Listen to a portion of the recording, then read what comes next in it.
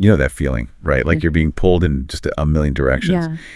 Modern life, it just feels like this constant barrage, work stuff, endless information, the world news.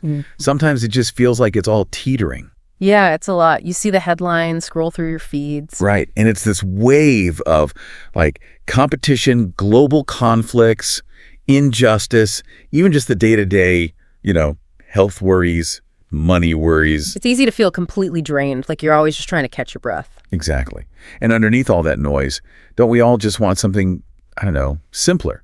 Some real calm, some actual happiness. It's the big human quest, isn't it? We chase goals, we build relationships, we gather experiences, but really the drive underneath is often that search for like a deeper kind of satisfaction. Yeah. And yet, as the wisdom we're looking at today really points out, that feeling, that true happiness can be surprisingly hard to pin down. Totally. We get bombarded with, endless self-help advice, the latest productivity hacks, everyone promising the secret to joy. Right. But what if the answers aren't actually new? What if some of the most, powerful ideas have been sitting there for thousands of years? That's quite a thought. Yeah. So that's the deep dive we're taking today. We're going back 2,000 years to Epictetus. He was a stoic philosopher. Okay.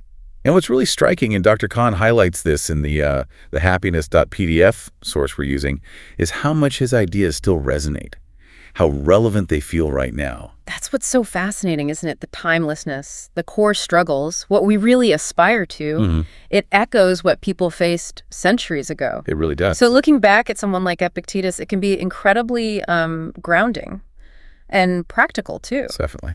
So our mission here for this deep dive is to pull out 10 core principles from Epictetus. Dr. Kahn calls it the art of happiness. The art of happiness. I like that. Yeah. Think of it as a practical guide, something you can actually use to maybe cut through that feeling of overwhelm we started with. Because the source material, it says right off the bat, happiness is the ultimate prize. Everyone wants it. They'd pay anything for it. But it often feels like chasing a shadow. Exactly. Yeah. So maybe Epictetus can actually, shed some real light here. Okay, I'm intrigued.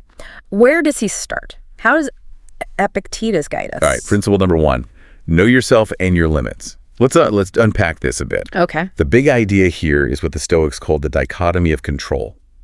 Basically, Epictetus argues, and Dr. Kahn really emphasizes this, the only things we truly have absolute control over are our own thoughts, our views, and our own actions. Just those two things. Pretty much. Yeah. Everything else, what happens externally, other people's opinions, whether you get that promotion, your health even, material things, ultimately, they're outside our direct control.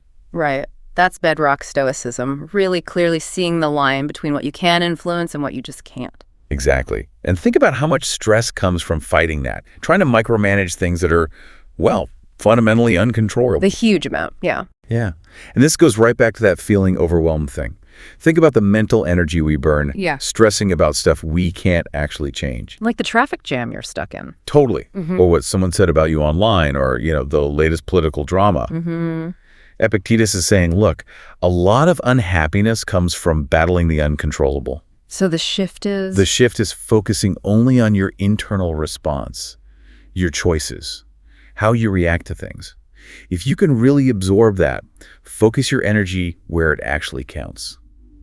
That could be huge for feeling less overwhelmed. It's a really powerful redirect, isn't it? Away from the external chaos right. towards your internal world, which, like Epictetus says, is the one place you're actually in charge. Okay, principle number 2. Let reason govern your thoughts and actions. Reason, okay. This really highlights what a powerful tool we have as humans, our ability to think rationally.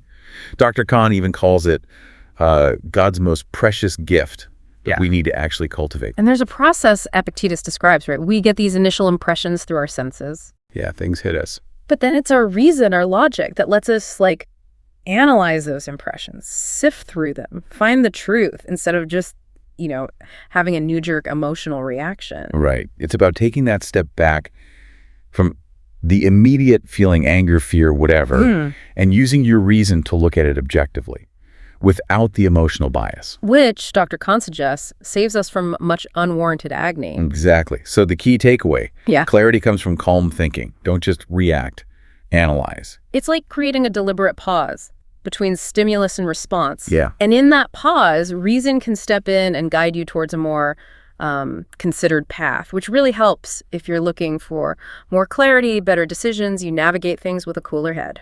Okay, principle 3. This one, I think, really hits home for a lot of people. Have a purpose in life. Purpose. That's a big one. It is. Dr. Kahn uses some pretty vivid language here. He compares life to a limited season and warns us not to squander the gold of your days, just drifting aimlessly. Aimlessness as the enemy of joy. That's powerful. Yeah, the core idea is find your North Star. Don't just drift. He also uses that image of a ship without a rudder, right? A purposeless life is like an abandoned ship on a wayward voyage. Just tossed around. Totally. No direction, no control over where you end up. And the result, Epictetus says, is a life that feels kind of empty, lacking real satisfaction. Whereas having a purpose gives you that focus. Exactly. That sense of direction. It makes your actions feel meaningful, worthwhile.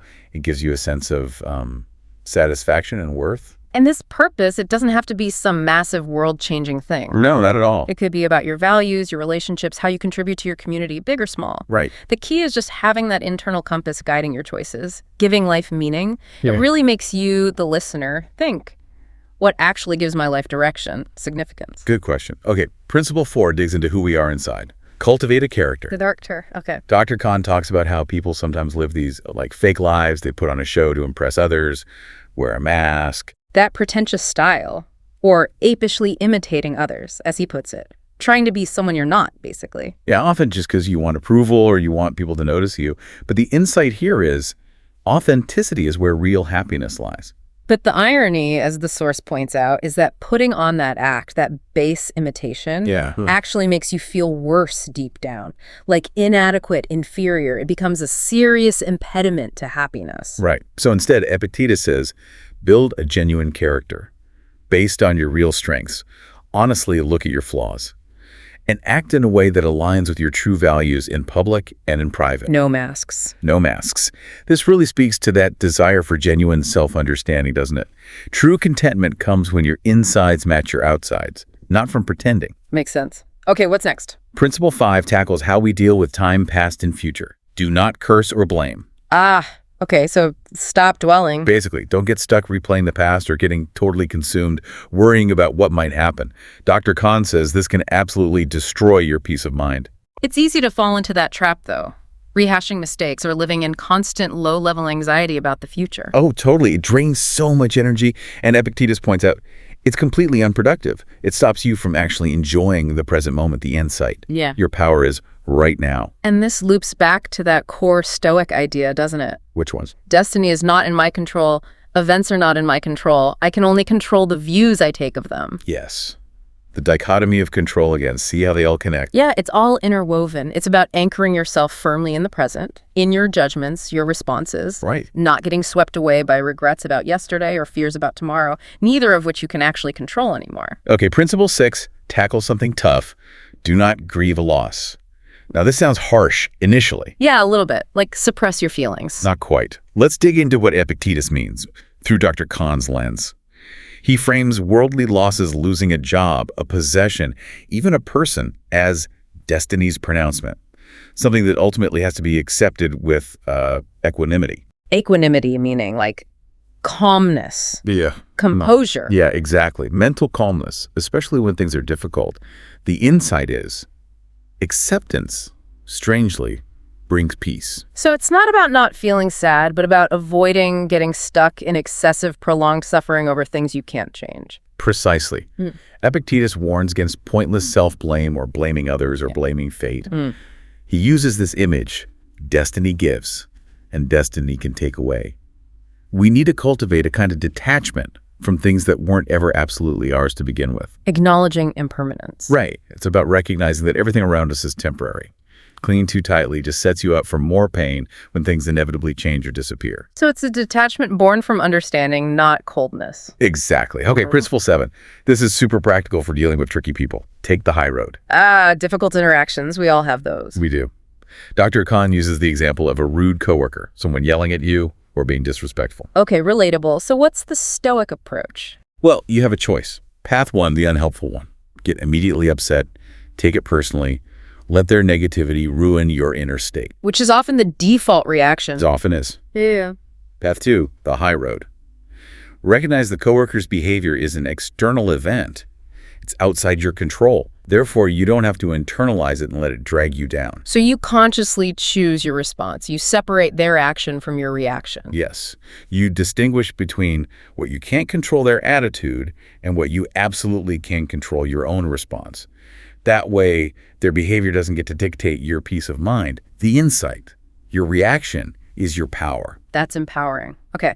Principle 8. Principle 8 focuses on decision-making. Think well, then act. So less impulsivity. Definitely. It's a strong call for careful consideration, especially when the stakes are high. The core idea, haste makes waste, even when it comes to happiness. Epictetus really advises against just jumping into action without thinking it through. Yeah, especially if there could be significant consequences. He stresses taking the time to analyze problems, look at potential solutions from different angles, consider the big picture and the details. And the benefit is less regret later on. That's the idea. Making well-reasoned, carefully considered decisions reduces the chance you'll look back and wish you'd done something differently. It's about being deliberate, intentional, not just reacting. Which connects back to using reason, like we talked about earlier. It's the practical application of reason to making choices. Good point. It all ties together. Okay, principle 9 gets into our connections with others. Think of your duties. Duties. Okay, what does that mean exactly?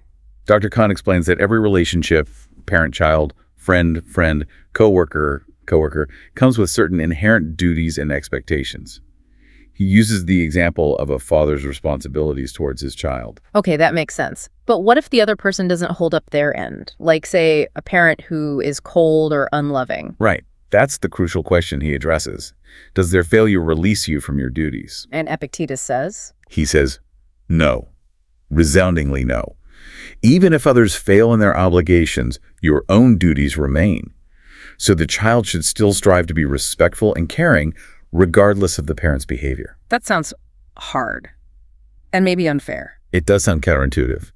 But the source suggests that fulfilling your own duties, acting with integrity according to your role, even when others don't reciprocate, is actually key to your own inner peace and happiness. Yeah. The insight. Yeah. Fulfillment comes from meeting your obligations. So it shifts the focus away from what you expect from others to what you can control. Your own actions, your own integrity within that relationship. Living by your values no matter what. Exactly. All right, last one. Principle 10 broadens the view. Seek happiness for all. Okay. Moving beyond just ourselves. Yes. This powerful idea suggests that actually contributing to the happiness of others can amplify your own joy. How so? Epictetus encourages cultivating gratitude not just for your own good fortune, but also genuinely appreciating the good fortune and well-being of others. So fighting envy. Big time. Envy is seen as a major block to experiencing pure, unadulterated happiness. The core insight. Shared joy is double joy. I like that little story Dr. Kahn includes about the two rosebuds. Me too. Selfish bud just holds onto its beauty and it withers. But the generous one shares its fragrance freely, and it flourishes. Such a great metaphor, right? For the benefits of being outward focused with our happiness, don't hoard it, share it, wish others well. It suggests happiness isn't some limited pie where someone else's slice makes yours smaller. Exactly. By actively wanting good things for others, maybe even helping them achieve happiness, we actually enrich our own experience. Wow. Okay, so 10 principles. That's a lot to take in. It is. But wrapping up this deep dive, it feels clear that Epictetus' ideas, laid out here by Dr. Kahn, they really do offer this timeless, practical roadmap. Yeah, for navigating all that complexity of modern life we started with. Finding a deeper kind of happiness. And it's not about chasing external stuff, right? Yeah. It's about building that inner resilience.